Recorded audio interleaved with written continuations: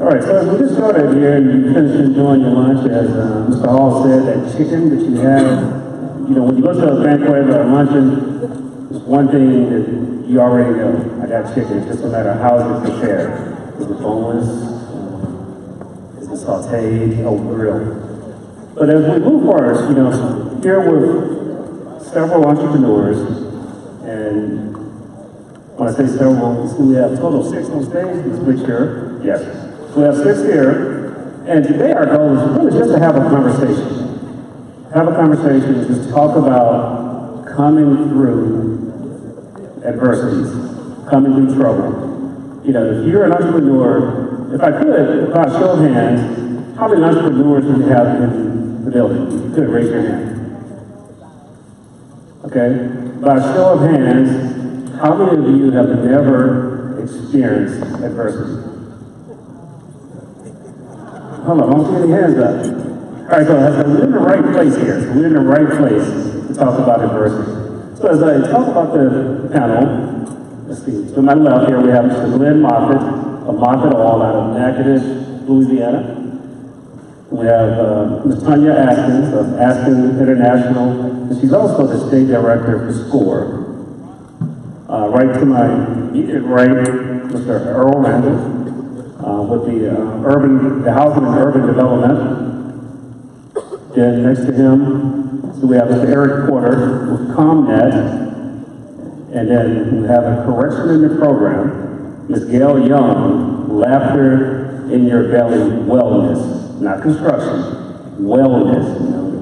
You're laughing in the belly, wellness, correct? All right, we got you. And then my homeboy over there, that's right, from the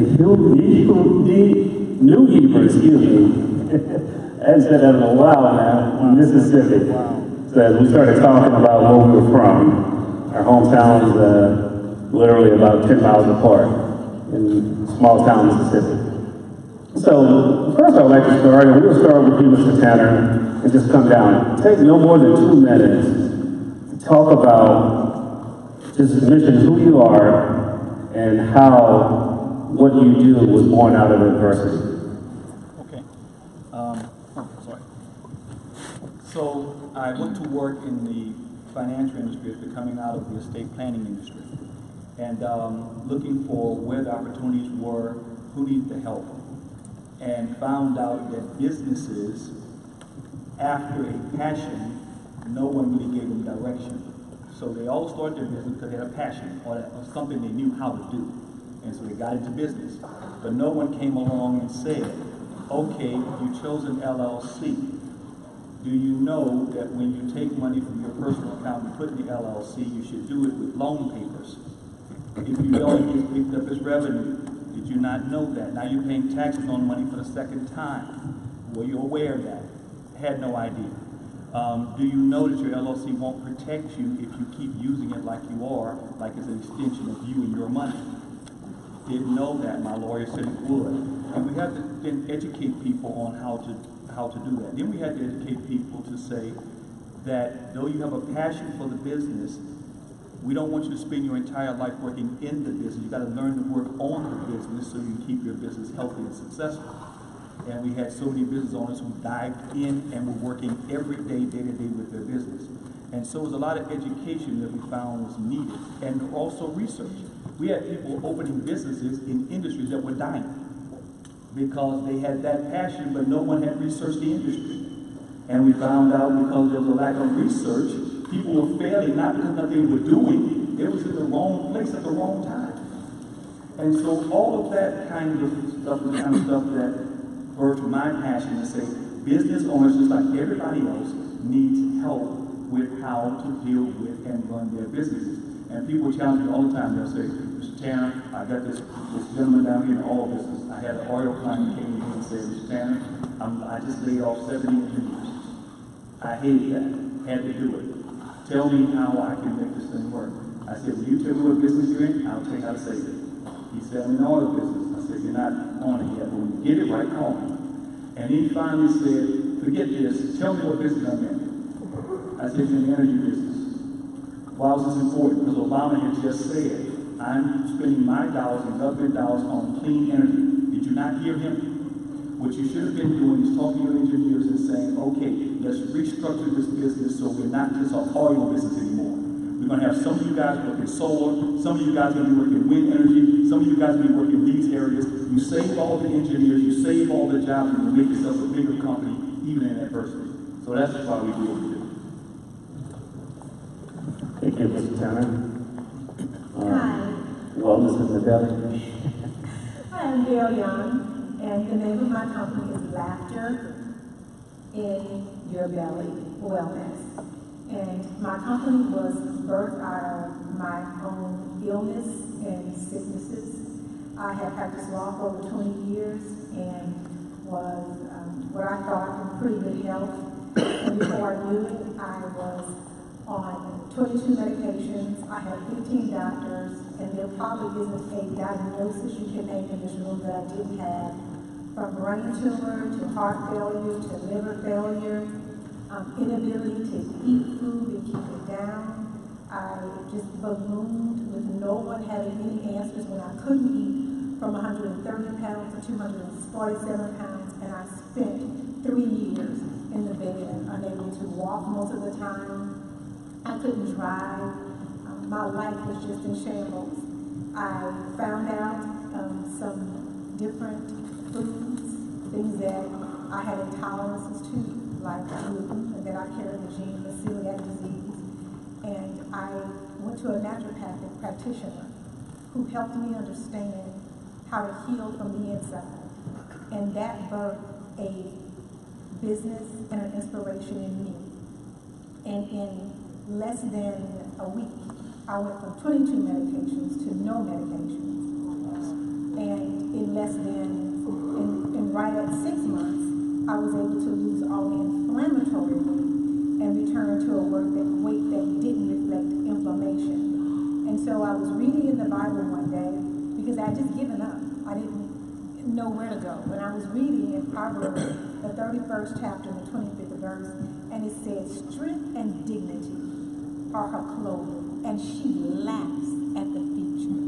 I was like, that's not me right now, but oh, that's going to be me. And I decided to laugh at my situation, have confidence that it was going to turn around and that I could do the right thing to help it turn around. Hold on, we have technical difficulties. If you have your cell phone close by you on stage, you may want to just sit on the floor.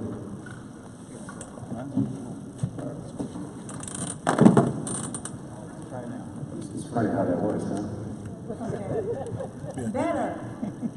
And I did that. I started laughing. I started being grateful for right where I was. And I decided that I could do more than one thing. I could be a lawyer and I could be a naturopathic practitioner. I spent 3 years learning. I'm in a PhD program now, getting a doctorate in natural medicine. And I run a fabulous practice that changes lives every day. And the name of it is what? Laughter in Your Belly. Come on, give us a good laugh, everybody. Good laugh in the belly. Good afternoon, everybody. My name is Eric Porter, and I work for ComNet LLC. Can you hear me?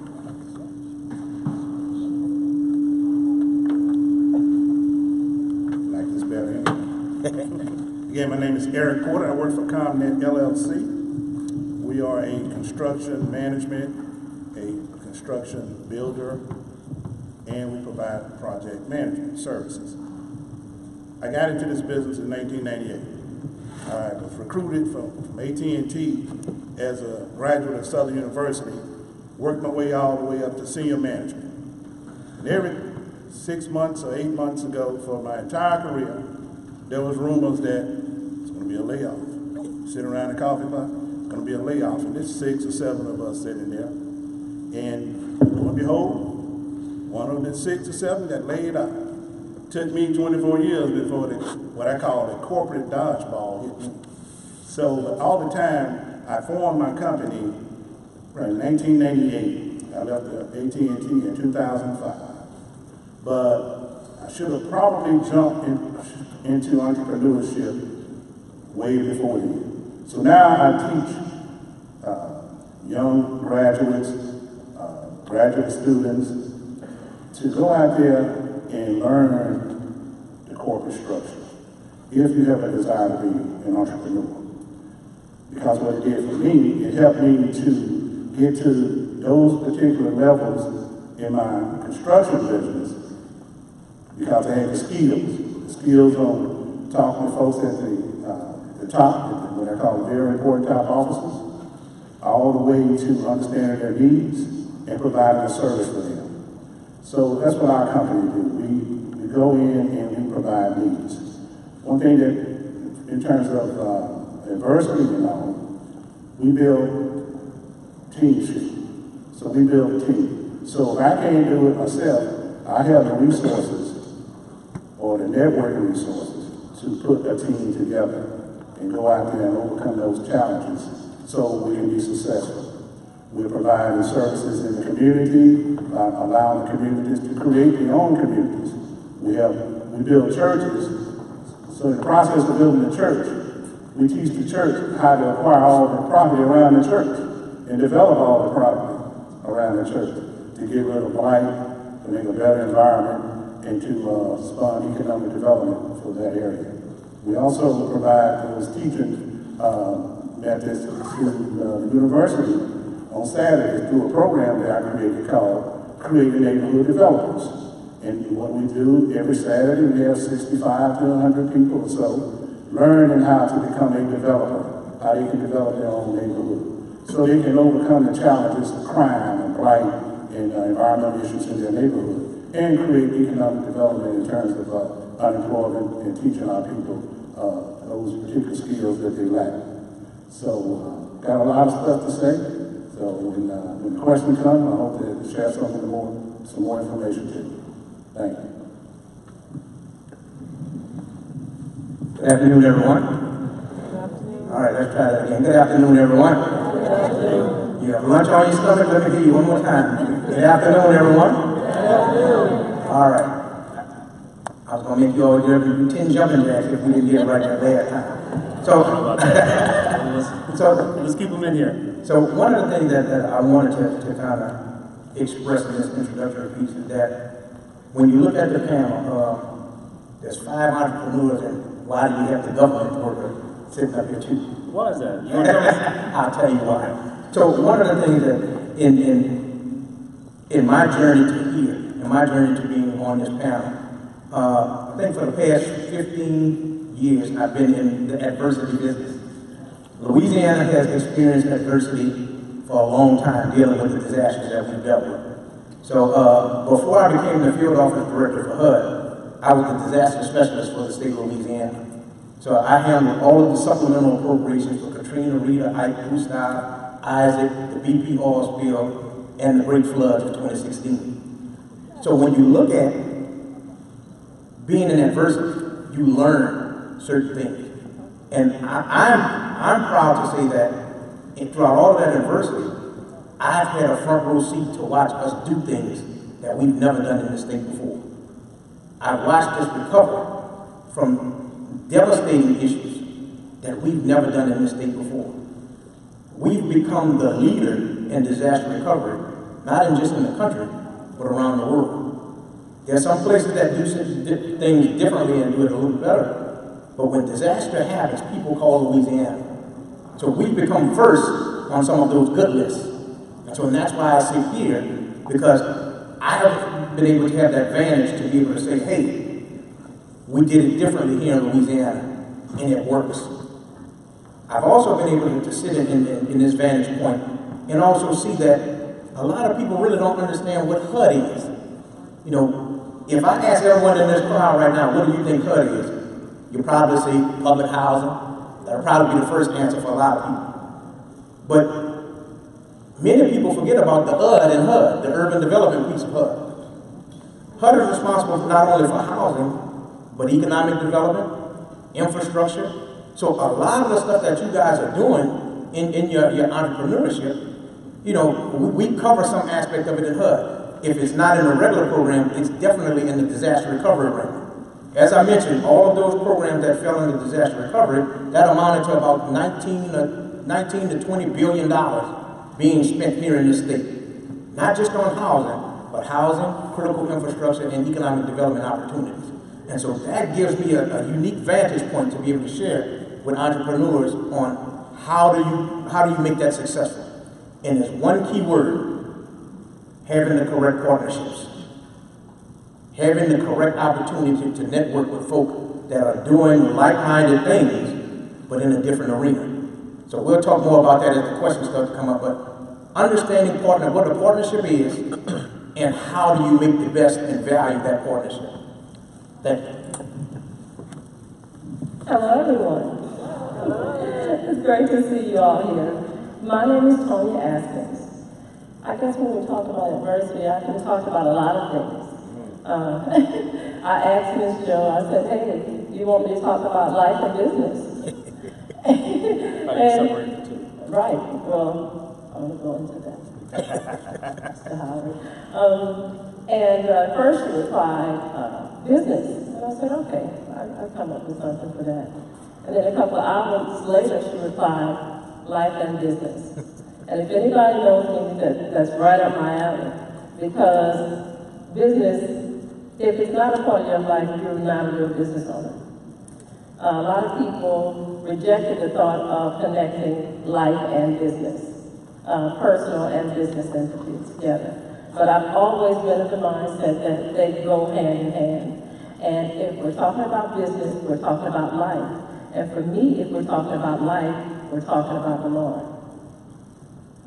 That's just me. My entire business career has been led fully by God. So I am very unconventional. I'm not your traditional entrepreneur. I have been led in every step of the way. The first book I wrote was called You've Been Fired, Now What? If that's not about triumph, I don't know what it is. So it was birthed after the economic downturn. I had been doing business consulting, and I had a lot of people around me getting fired. I knew what I had done. I got tired of hearing people say they couldn't find a job after the economic downturn. So I came up with this ingenious idea, and we know it wasn't me. It was all Ed, that I'll write a book called You've Been Fired, Now What? Giving them opportunities to create entrepreneur out of this devastating time of job loss. I knew people had experience. I knew that they could monetize it. I just wanted to show them how to do it. Everything for me has been God-led. So me being on this panel, I represent probably a non-traditional way of doing business. And every time you hear me talk about business, I talk about the Lord. Because it is about life. And as far as my SCORE aspect of me, I am the state director of SCORE. We are over 10,000 volunteers across the U.S. And we give our time to small business community, whether you want to start, grow, or exit in business. With SCORE, I got involved with SCORE because the Lord told me, impact where you are. At that time, I had just came through an adversity, Hurricane Isaac. My home is in LaPlace. I was here in Baton Rouge. I just finished the first book, and the Lord said, impact where you are. And I'm like, how you going to impact where I am? And he said, get out of your office. Most of my work was virtual. So I wasn't a national because I got to work with people all over the world, but all virtually. So everything about me was non-traditional, but I know what I heard. Went to the SCORE office, and here we are 4 years later, and I'm the state director. If anyone knows anything about SCORE, you know that is not conventional. And that definitely was led. So adversity, we can triumph, and life is all about triumph. Your very breath is triumph. We don't have to wait for a situation. Your very breath is victory. So I'm going to pass it on for us. Okay. That's the plan. Keep going. My name is Glenn Moffitt with Moffitt Oil Company out of Natchez. We're a wholesale fuel distributor, and This is not the first place I would want to be today, but Ms. Joanne asked me to just come here and tell my adversity story, and I have a pretty good one. Who wants that $1 million contract? Nobody? Anybody want $1 million contract? Come on, hold your hand up, both of them up there. Okay. How about $1 million set-aside contract? How about $2 million? I'm gonna tell you what the adversity we had was dealing with government agencies on this. None taken, none taken. They don't call you back. They don't do it. And this is my second year in the 8A program. And if you think somebody, just because you have an 8A designation, that they're just gonna knock down your door, you can just believe it. That's true. You gotta get out there. You got to hustle. Me and my brother, we made 410 phone calls before we got answers. We called every office. Finally got through the custodians. Found a custodian on the floor that where the contract office was sitting. We paid the custodian, and they handed the phone to the contract office. That's how we got it. And I mean, that's some ingenuity there. Yes. Because you put so much work, and if you're in the 8A program, you put so much work getting into the program. And then you find out, no, it's not, somebody kicked down my door. So you got to start beating some doors down. So with the DLA and with helping Joanne, our first contract was a multi-year contract, about $60 million. It was a set-aside contract. We got that in our third month of the 8A program. Next contract, we swung for the fence. I'll tell you what it was, but we met with the DLA, Business Associations, with the Washington, D.C., and got a set aside with the Business Associations. Did everything we were supposed to do. Ms. Joanne, I cannot say the amount of time she spent helping my company. Ms. Gail, Marjorie, Alex, Rich. If you don't know them all, I can just put the names out. I can give you their phone numbers. If you don't know that, you got a problem. Because they're the ones that can open the door for you. Because when they call, they get called back. And you won't. And that's just the truth.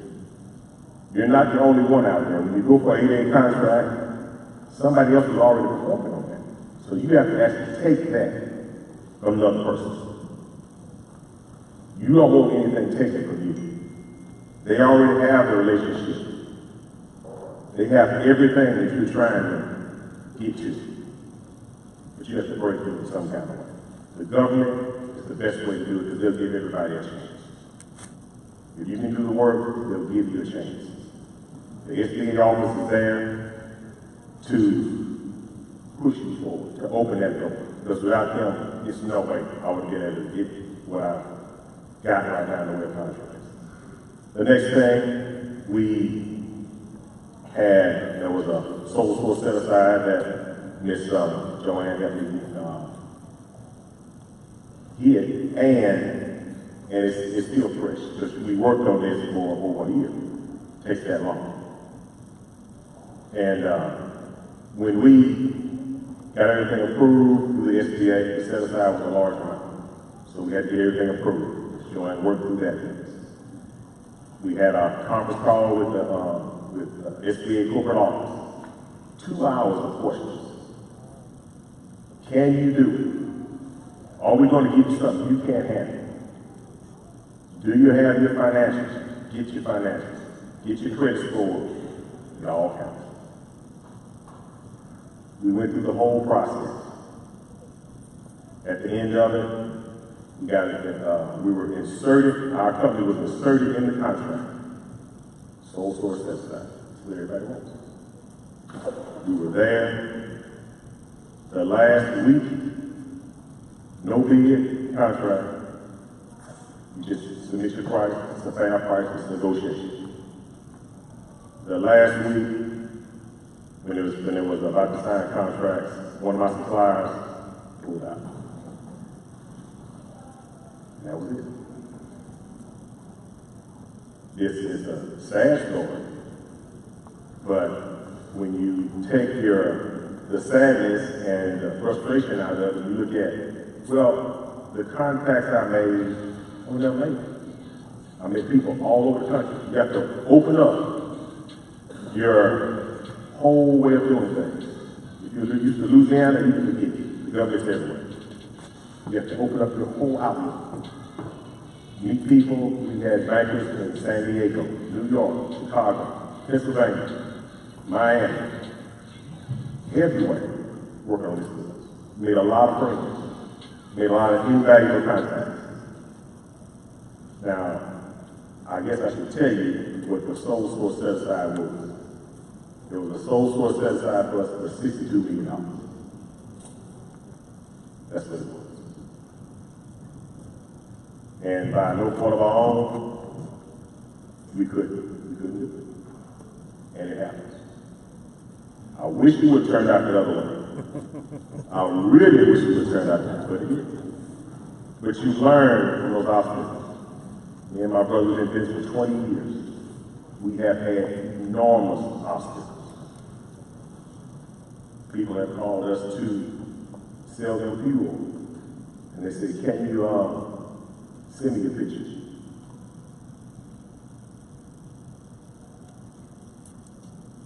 When you go to Walmart, you don't have to see somebody's pictures. You go to check out the grocery store. Those type of things. And it's out there. And you experience it more and more, but you can't let it stop.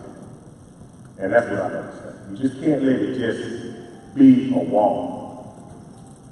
Because, you know, when the devil shuts the door, God opens up the window. You just have to have the faith to go through it.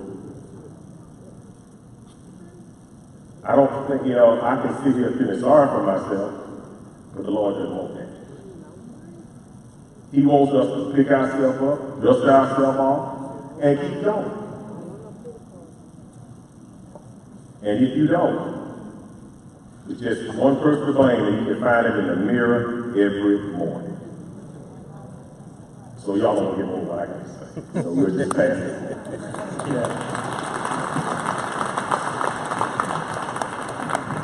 Because as you think about it, you've heard a lot, and it's a whole lot of, I don't know if there's some years, but well over a couple of years of experience on the stage when you start adding up professionally.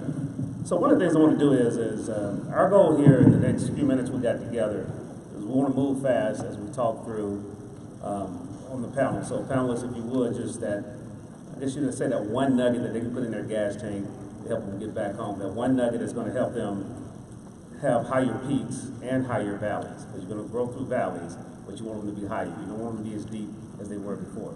And so with that said, is one of the things that we talked about, and this is to Gail and Eric. So Gail, I know you, and I know a little bit about this person. Gail went through a health challenge, and she was in the financial industry. And so through that, Gail, through a collaboration, she was able to really create a whole nother business. If you could just share one or two things that's key to collaborating with someone, Gail, on a project. Got it working down there? Yes. We think it's working. Yeah, it's working. Thank you. After the disaster, my husband and I started with the flood of 2016, a company named Living Well Construction. We don't build buildings, we build lives. And we collaborate with contractors to help homeowners who are flooded to find the resources to rebuild. A combination of making sure they maximize all of their insurance, that we make sure they are successful with the restore, getting exactly what they need. And that we show them how to use SBA and to use SBA in such a way that they may even be able to refinance their existing homes while repaying it for a 1.563 interest rate loan. And Eric is one of the contractors that I partnered with, and we've been successful in helping homeowners demolish and raise their homes and get out of the flood zone and come out better financially than they were before. And so the key to that, to me, was finding somebody that was like-minded, caring about homeowners, and being willing to learn. I knew something he didn't know, and so he had to learn from me, and he knew a lot that I didn't know. And I had to learn from him. And from sharing and being able to humble ourselves and learn from each other, we created some great projects that I'm proud of. Mr. Tanner, you talked about something about a lot of times businesses are born out of passion. How many of you are passionate about what you do? So what happens when that passion goes to a flicker? Or you get dosed with a $62 million lost contract? So as you think about that, Mr. Tanner, talk about how do you work through the problems to reignite the passion? Well, one of the first things I have to tell business owners is the first thing happens when you fail, you start questioning everything. You start questioning yourself. You start questioning who's around you. You start questioning the advice you got. And it's a horrible place to be because you find yourself going into a downward spiral of depression. You start doubting that your ideas are any good anymore. You start doubting if anybody even cares anymore. You get to a real dark place. But what you also get to is a place where you're kind of alone. And this is a very precious thing. And you get a chance for maybe the first time to step outside of your business and look at your business like someone else would. Like it don't even belong to you. And then ask yourself, if I were going to go and fix that business, if I were going to go and turn that business around, what would I need to do? And then answers are going to start coming to you about, oh, we can run this business with about 12 less people. Oh, we do need to consider some kind of sales funnel. Or this is a good time to go learn what is that. It's a good time to go and find the person who is in my industry that never gets hurt like this. And find out, I will do it for free. I'll buy the man dinner. I need to find out you're in my space and you are killing it. I'm in my space and I'm dying. If you don't mind, can we hang out together for a while so I can get what I'm doing wrong? Because I'm doing something wrong, which means you got to put your pride away and just realize there are people who do what you do every day way better than you do. You can get mad at them, talk about them, drag about them, or you can get next to them and say, I want to make a model just like yours. Show me your website. I'm going to make one that looks almost like yours. Show me your paperwork. I'm going to create paperwork that looks almost like yours. Where you get your clients from, I want to get on that same place where you get your clients, and whatever crumbs fall off your table will fall on mine. That kind of thing. Show me your back office. How do you guys process business? I need to learn while I got this down period, while nothing's going on anywhere in my life. It's a great time for you to go to school at your company and figure out how to make my company work. And so those are opportunities that come when there's nothing else going on, when you just got hit in the head. It's a great time to go and talk to somebody. Don't think about color or nothing. You are the identified best in Louisiana or the best in the nation. And here's my advice to you. Find the best person in your industry and do not stop until they share with you. You don't always have to create everything. Sometimes you just got to do what the best people are doing. And so my advice would be to find out who that is in your space and let them know, hey, I want to be a student. Tell me if you're going to charge me, charge me. I need to learn what I need to learn so I don't have to go through this again. You figured out how to stabilize it. I want mine stabilized so I can hang out with you. So if that helps, I hope it does. If not, question time comes, we'll try to answer more questions about it. You know, he put a whole lot in there. I mean, that was a whole lot in, because you peeled it back, hang out with eagles. You want to fly, hang out with eagles, and get out of the chicken yard, as they say in the country. With that said, you know, we're talking about adversity. And I just open this up to whoever want to answer this, is that you had a now what moment in your life. And I probably was asking to be best ever since you were fired, now what? But in business, you often have now what moments. You know, the bank account is low, now what? You just lost your biggest account, now what? Give us two things that you would help someone, advice that you would give to someone to get through that now what moment. Well, first of all, it would be your perspective. Make sure your perspective is correct. Just because you might be in the valley don't mean you are the valley. Everything that we go through is only process. It's all process, whether it's business or life. It's just process. And process is the in-between point. I would tell you, first of all, to make sure that you allow that process to be like a platform instead of a precipice. Allow yourself to go through the process. Allow the process to be like a platform. Stand on it. Stand on the situation. When you stand on this, like when we stand on this platform, we see further. Make that process a platform. See further. When we're standing on this platform, we'll stand taller. What does that mean on the inside? We're more confident.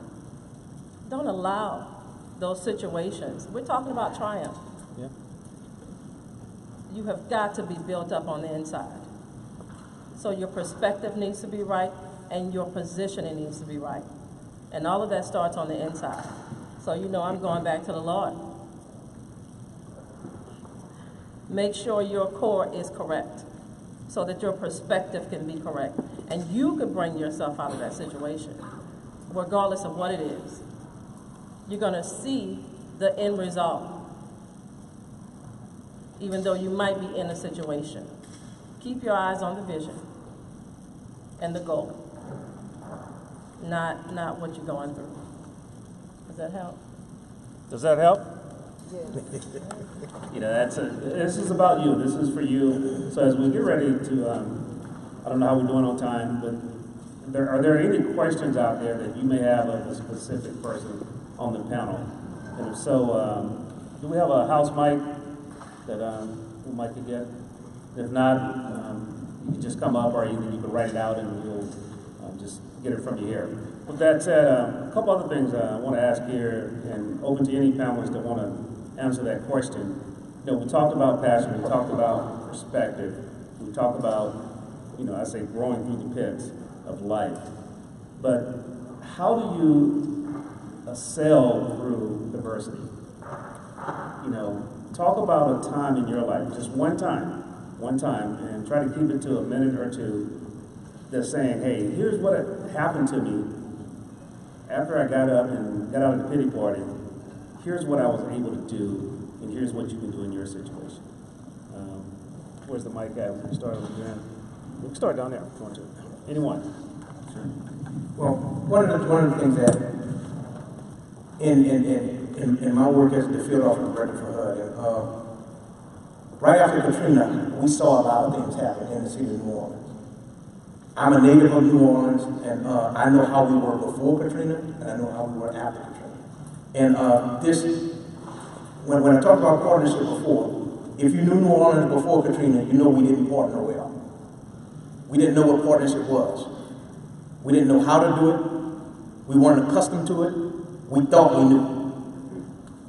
When Katrina hit, the city of New Orleans, and for that matter, the state of Louisiana, had to really know and learn what partnership was all about. Because we could not recover from Katrina alone. We could not recover from Katrina without each other. The way we thought things were, the way we used to do things, you know, oh, we're a partnership. Well, I'll put this hand on the table, this one will be back here. That was out the window. We had to develop partnerships in order to really maximize our recovery. Same thing with business. If I ask each of you all right now to take out your imaginary camera and snap your perfect snapshot of your business and where you want your business to be. Take that snapshot, keep it in your mind. Now we're going to break that snapshot into 1,000 pieces. Now you have a 1,000-piece puzzle set. Do you have every piece do you need right now to recreate that snapshot? This is your adversity. Think about your adversity. Do I have every piece of that puzzle to recreate that snapshot? If you do, raise your hand. You have all 1,000 pieces? Got the picture, man. Okay, that's it. And that's the answer I want. We all have the picture. We broke it up into 1,000 pieces, but how do we put it back together? A lot of us, when we face adversity, we forget how to put the picture back together. All of the pieces are interconnected, but some of us, we try and force certain pieces together that don't match. But we have to understand that when we interlock those pictures, when we interlock those pieces, what happens when we start interlocking pieces? The one piece that you put in place becomes a whole lot stronger when you put the correct piece next to it. So all of our snapshots is about putting that picture back together, doing what it takes, finding the necessary partnerships, finding the necessary tools that it will help us put that picture back together again. This entire panel mentioned some excellent traits. We talked about partnership, perspective, passion. We talked about the hustle of being able to find the best person in your industry. That's going out to get it. That's going out to find it. We heard about the adversity of losing a $62 million deal. That's only a recipe to set you up for the $162 million deal, if you look at it the right way. So we have to put ourselves in that perspective to really see the big picture, but celebrate each milestone that it takes to get back to the big picture. So once we find those pieces, let's say you get 999 pieces back to your big picture. What happens when you can't find that last piece? What are you going to do? All right, how many puzzle enthusiasts we have?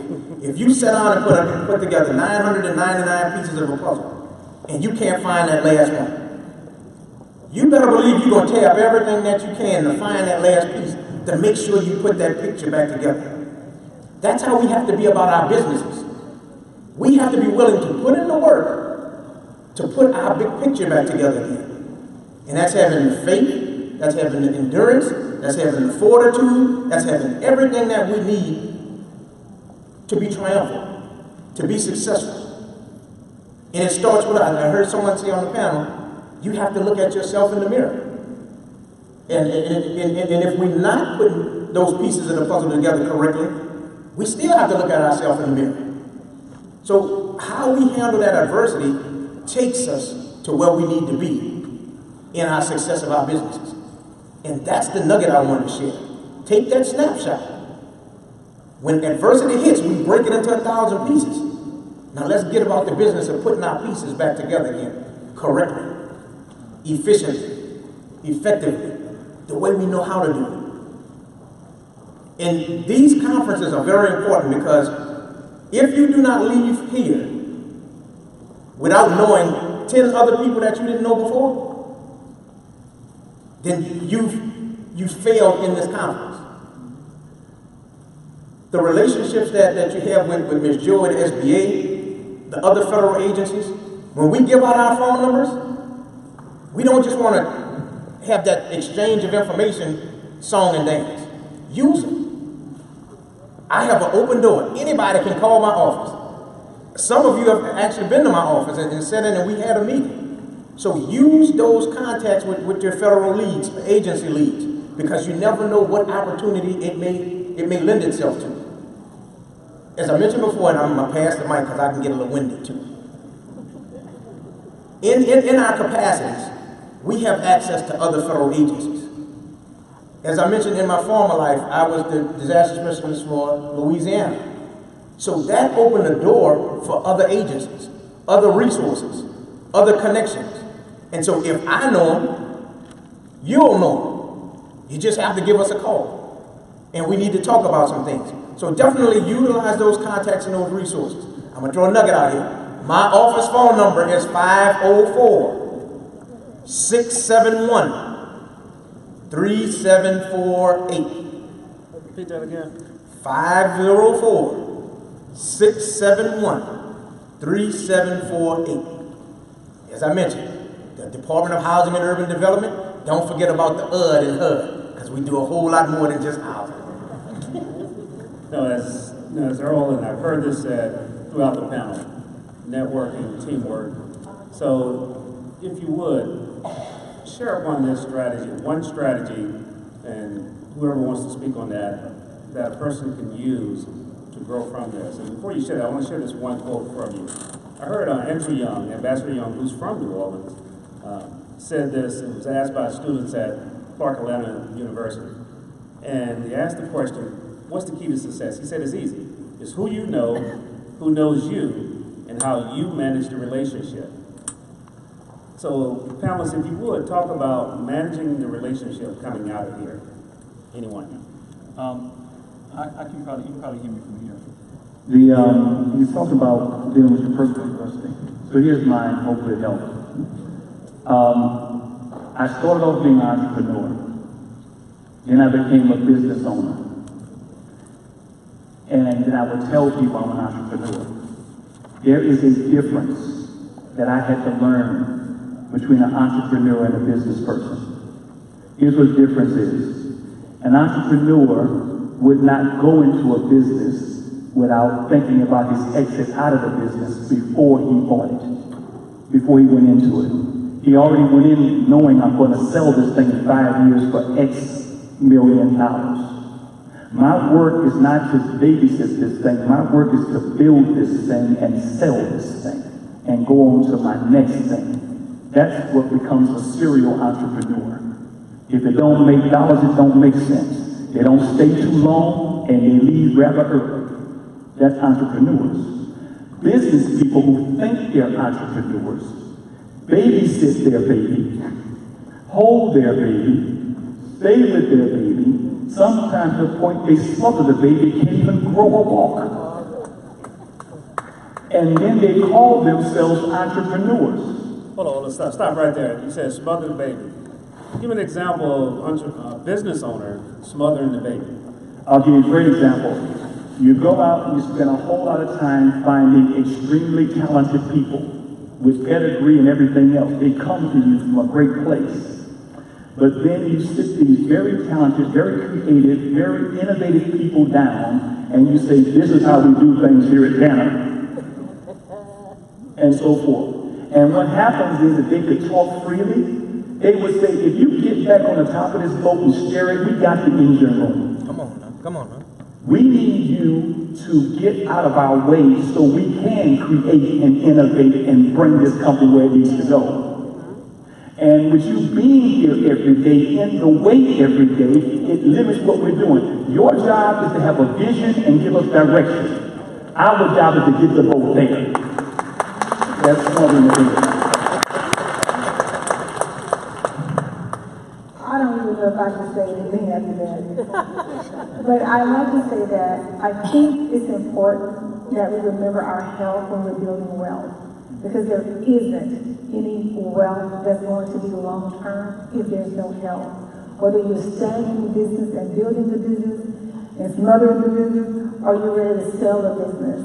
I am the wealthiest I've ever been because I'm the healthiest that I've ever been. And when you are in that state, there's no opportunity you can't take advantage of. You're emotionally balanced so you can manage your terrain. Any obstacle that comes your way, you're not swayed. You can stand the course and work through problems. And so I'm going to give you my number if you're interested in just learning a little bit more about wealth and health. And so we want you to use it. Isn't that what we said? We want you to use it. So my number is 225-443-9355. That's 443-WELL. And at the same time, if there's anyone out there whose business has suffered because of the 2016 flood or your home, and you don't feel you've recovered as well as you would like to, please give me a call about that too. You know, struggles builds character. And we talk about building a team. in order to be successful, you gotta have a good team. And so my advice to you guys is to build a team because success is sports. It's a sport. So another thing we do is I jot down my emotions. I don't get emotional advice. I jot them down. So when you overcome your struggles and all, keep your emotions intact. That's just, this business doesn't have anything to do with my personal stuff. It's the business part of it. And I write a journal. I keep my stuff written down. I go back 3 years from now when I was maybe real successful than I am right now. Or I was in a problem back then, how I overcame those objections or how I overcame those adversities. So I write a journal down, and I keep a journal, and I keep my emotions intact. And I put all the puzzles to pieces, as you say, in terms of a team, building a team, so we can be successful. Because at the end of the day, we want to still go to the gym, we want to still take those vacations, we want to still have laughter in the belly. So to overcome those struggles, going through those storms, we got to go through the things to get to the other end. Because when you're going through a storm, you put your hazard lights on, you put your lights on, you go to thinking about items that was bad, but don't stop. You see cars on the road, stop. Keep going through the storm. Because at the end of the storm, what you're going to see, going to be waiting on you? The rainbow.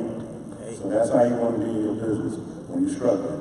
At the end of those struggles, there's a rainbow waiting on you. So, like he said, that $62 million that was lost, all the relationships that he had acquired, all the phone numbers, all the banking contacts, all he's doing is setting himself up for $162 million. So evaluate all the stuff you've done that was bad. Don't put your emotions in it because it has nothing to do with you personally. You're still going to survive. God got this.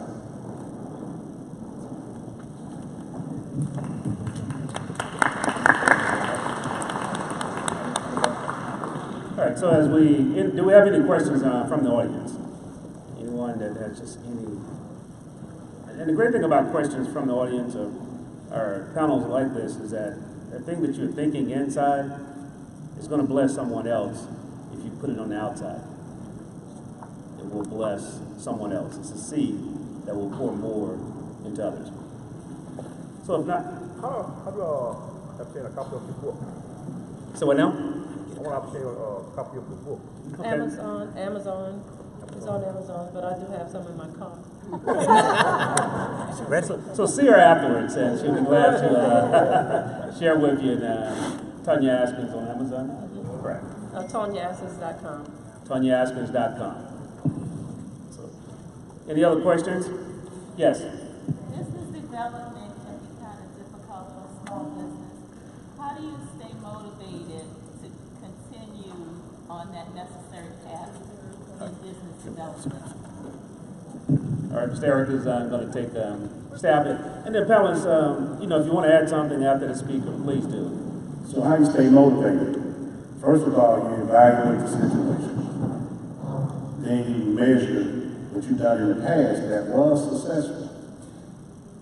And then you bring it up to date where you currently have the struggles. Now, how you do that?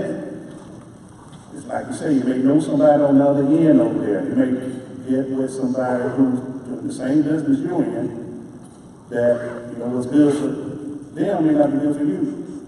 So align yourself with that individual so you can learn from them. Business development is easy. Go out and take yourself some courses. Get a certification. Go walking. Instead of driving to work, walk on that path to work. You got a whole lot to think about. And I guarantee you're going to figure out something. I'm thinking another thing you can do if you're trying to just, when you say business development, I'm thinking you're trying to bring more clients in. Is that how you mean that? Okay. The latest thing right now, the craze, where things are going, there's a whole movement now that are saying to you websites are basically dead. Funnels are the new way of doing things. If you could learn what funnels are and how to make a funnel work in your industry, and it's easy to do. Go copy someone's funnel. So you don't need to, again, all this stuff. The top people who have your clients and have gone to place to get your clients to come to them, create something that looks just like theirs, and get in that same space and have that come to you. So what I'm saying is, there's a whole lot of business development that people have already done. People have already created what works. People already have a system that works, a process that works.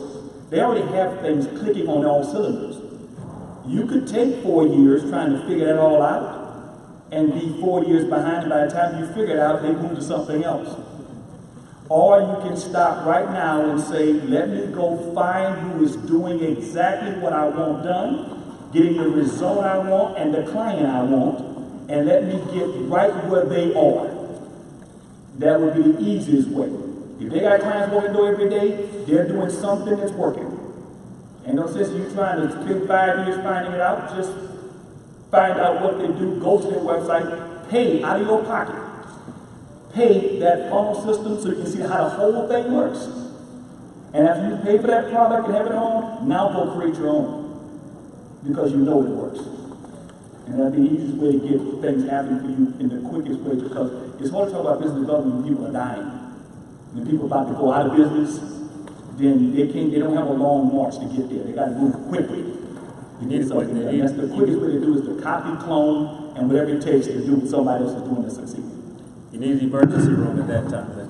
So great advice, and we've had a lot of great advice here. Wish we had more time. So we'll get ready to move to the next segment. One of the things I want to remind you is that Rome was not built in a day. Anybody ever heard that? But have you heard the rest of the story? It was built daily. It's what you do each day that's going to make the difference in how you come through those adversities. You've heard from 5 entrepreneurs and 1 great leader in HUD, don't forget the HUD, that has talked about going and growing through adversity. And so every day when you face adversity, ask yourself, how can I grow through this storm to produce the flowers for the rest of my life? So with that said, we'll move on to the next segment. I want to thank our panelists, and will you please thank our panelists by warmer round of applause.